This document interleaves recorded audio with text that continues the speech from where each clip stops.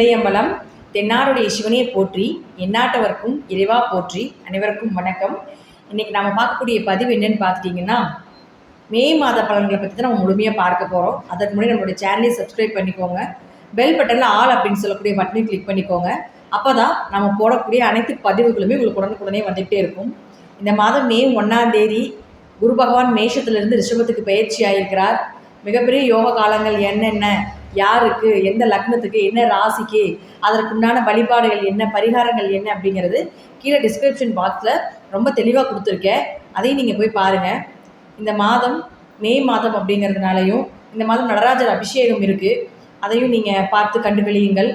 அதே போல் ராகு செவ்வாய் அப்படிங்கிற சேர்க்கை அப்படிங்கிறது இந்த மாதம் முழுவதும் இந்த சேர்க்கை கூட்டணி இருக்குது. பொதுவாக உங்கள் ஜாதகத்தில் ராகு செவ்வாய் சேர்க்கை இருக்கான்னு பாருங்கள். ரொம்ப கவனமாக இருங்க. என்ன ராகு செவ்வாய் சேர்க்கை அப்படிங்கிறது பார்த்துட்டிங்கன்னா, தேவையில்லாத வம்பு வழக்குகள், பிரச்சனைகள், சண்டை சச்சரவுகள் குடும்பத்திலேயாக இருந்தாலும் இழுத்து விட்டுரும். இது ஆண் ஜாதகத்தில் இருந்தாலும் சரி, பெண் ஜாதகத்தில் இருந்தாலும் சரி, கணவன் மனைவிக்குள்ள கடுமையான கருத்து வேறுபாடுகளை கொடுக்கும். அதே போல் பாருங்கள், ஏதாவது ஒரு வம்பு ராகு அப்படிங்கிறது இந்த இல்லீகல் தொடர்பான விஷயத்தில் சிக்கிறது. அப்போ இது எல்லாமே தேவையில்லாத இல்லீகல் தொடர்புகள், திருட்டுத்தனம், இது எல்லாத்தையுமே இந்த செவ்வாய் காட்டி கொடுத்துருவார். ஸோ அதனால் இதில் எல்லாமே கொஞ்சம் கவனமாக இருங்க. பொதுவாக ஜாதகத்திலே ராகு செவ்வாய் சேர்க்கை இருக்குது அப்படின்னாலே, பெண் ஜாதகமாக இருந்தால் என்ன செய்வாங்கன்னா, எனக்கு இது திருமண வாழ்க்கையே பிடிக்கல அப்படின்னு சொல்லி தாலி கழட்டி வீசிடுவாங்க.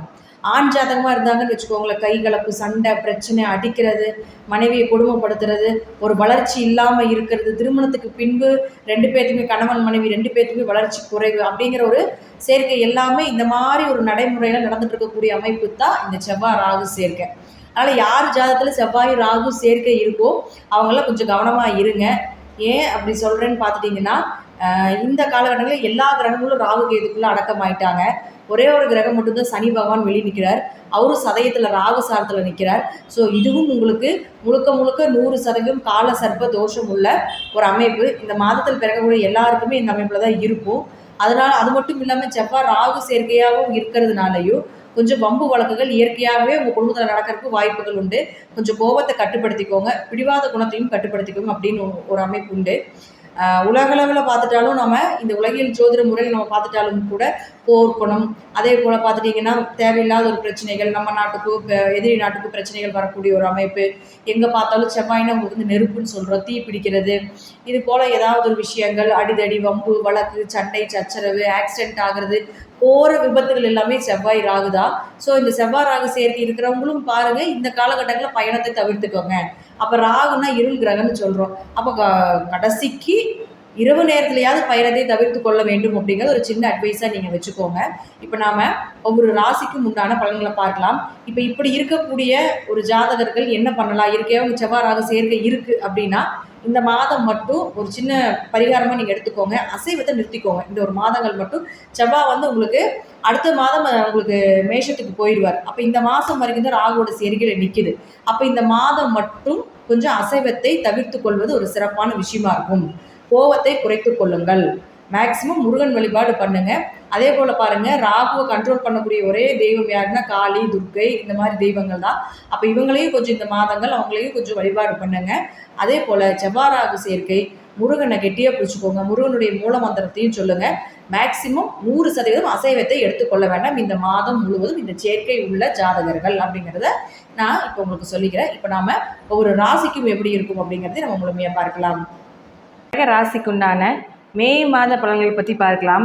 கடக ராசிக்கு உங்களுக்கு பணத்தை கொடுக்கக்கூடிய கிரகம் அப்படின்னு சொல்லக்கூடியவர் யாருன்னு பார்த்துட்டிங்கன்னா சூரியன் தான். அந்த சூரியன் பாருங்கள், உங்களுடைய ராசிக்கு 10ல் உச்சமாகிறார் 14ஆம் தேதி வரைக்கும். ஸோ உங்களோட பிளான் எல்லாம் 14ஆம் தேதி வரைக்கும் ப்ராசஸ் பண்ணிக்கோங்க. பணம் சார்ந்த விஷயங்கள், குடும்பம் சார்ந்த விஷயங்கள், உங்களுடைய தேவைகள், இது எல்லாமே 14ஆம் தேதி வரைக்கும் நல்லா இருக்கும். அதற்கு மேலே பாருங்கள், 11ஆம் வீட்டுக்கு வரார். குருவோடு சேர்ந்து சிவராஜ யோகமாக வேலை செய்ய போகிறார். அப்போ அதிக லாபத்தை கொடுக்கக்கூடிய ஒரு அமைப்பும் இந்த மாதம் முழுவதும் உண்டு. கடகராசிக்கு இந்த மாதம் 14ஆம் தேதி வரைக்கும் தொழில் சார்ந்த விஷயங்கள் எல்லாமே அருமையாக இருக்க போகுது.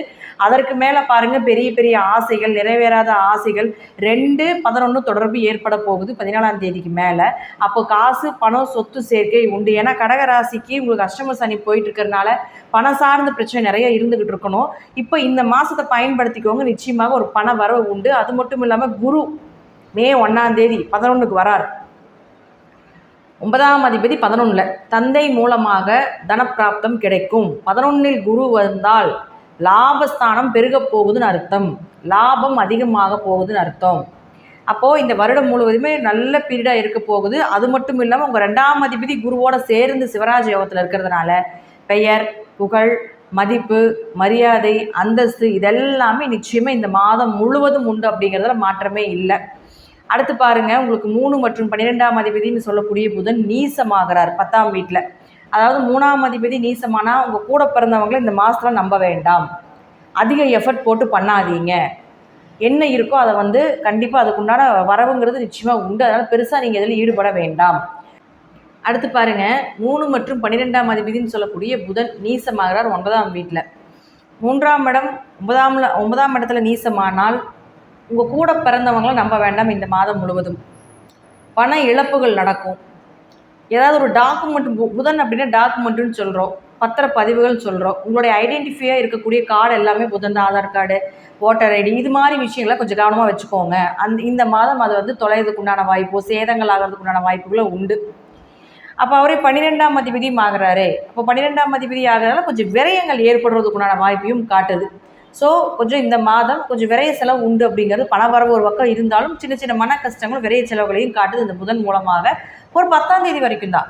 அந்த 10ஆம் தேதி நீங்கள் தாண்டிட்டீங்கன்னா இந்த புதனும் பார்த்தீங்கன்னா உங்களுக்கு 11ஆம் வீட்டுக்கு வந்து விடுவார். அப்போ புதனும் 11ஆம் வீட்டுக்கு வரும் பொழுது நிச்சயமாக உங்களுக்கு அவரும் லாபஸ்தானத்தில் இருக்கிறதுனால பண வரவு நிச்சயமாக உண்டு. பெருசாக தொழில் இன்வெஸ்ட்மெண்ட் பண்ண வேண்டாம். தொழில் ரீதியாக வெளிநாடு வெளியூர் பயணங்கள் செல்ல வேண்டிய ஒரு அமைப்பு உண்டு. இம்போர்ட் எக்ஸ்போர்ட் பிஸ்னஸ் எல்லாமே செய்ய வேண்டிய ஒரு சூழ்நிலைகள் கூட இந்த காலகட்டங்களில் 10ஆம் தேதிக்கு மேலே நடக்கும் அப்படிங்கிற மாற்றம் இல்லை. அடுத்து உங்களுடைய ராசிக்கு 4 மற்றும் 11ஆம் அதிபதினு சொல்லக்கூடிய சுக்கிர பகவான் பாருங்கள் உங்களுடைய ராசிக்கு 10ல் நிற்கிறார். அப்போது 4ஆம் அதிபதி 10ல் இருந்தால் வீடு, மனை, சொத்து, சோகங்கள் இதெல்லாமே 19ஆம் தேதி வரைக்கும் வாங்கக்கூடிய அமைப்பை ஏற்படுத்தி கொடுப்பார். தொழில் மூலமாக ஒரு வளர்ச்சியும் ஏற்படுத்தி கொடுப்பார். 19ஆம் தேதிக்கு மேலே 11ஆம் வீட்டுக்கு போகிறதுனால நல்ல லாபத்தையும் கொடுப்பார். தாய் மூலமாக ஏதாவது அம்மாக்கிட்ட ஏதாவது வாங்கணும்னு நினைக்கிறீங்க, ஏதாவது சொத்து ஏதாவது வாங்கணும்னு நினைக்கிறீங்க, கொஞ்சம் அம்மாவனுடைய அரவணைப்பு தேவை அப்படின்னு நினைக்கிறீங்க, அம்மாவனுடைய ஆசைகள் நிறைவேற்றலாம், அல்லது வீடு சொத்துக்கள் ஏதாவது வாங்கலாம். உங்களுடைய ஆசைக்கு நீங்கள் இப்படி தான் வீடு கட்டணும், இப்படி தான் இந்த வண்டி தான் எனக்கு வேணும் அப்படிலாம் நினச்சிருப்பீங்க இல்லைங்களா? அதெல்லாமே நிச்சயம் 19ஆம் தேதிக்கு மேலே நடப்பதற்குண்டான வாய்ப்புகள் உண்டு. அப்போ அவரே 11ஆம் அதிபதியும் ஆகிறாரே. சுக்கிரன் யார்? லாபஸ்தான அதிபதி, லாபஸ்தானத்தில் இருக்கார் இல்லையா?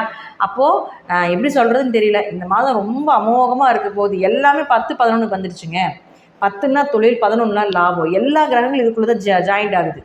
ஸோ அதிக லாபம், அதிக வருமானம், இது எங்கே தொட்டாலும் அங்கே தான் வந்து நிற்கிது பாருங்கள். அடுத்து செவ்வாயும் கூட பாருங்கள், உங்களுக்கு லக்னத்துக்கு 5 மற்றும் 9ஆம் அதிபதி 10ஆம் அதிபதினு சொல்லக்கூடிய செவ்வாயும் பாருங்கள் உங்களுக்கு 9ஆம் வீட்டில் இருக்கார். அப்போது 5 குடை வரும்போது 9ஆம் வீட்டில் இருந்தால் என்னங்க, பூர்வ புண்ணியஸ்தானம் வலுத்து இருக்குன்னு அர்த்தம்.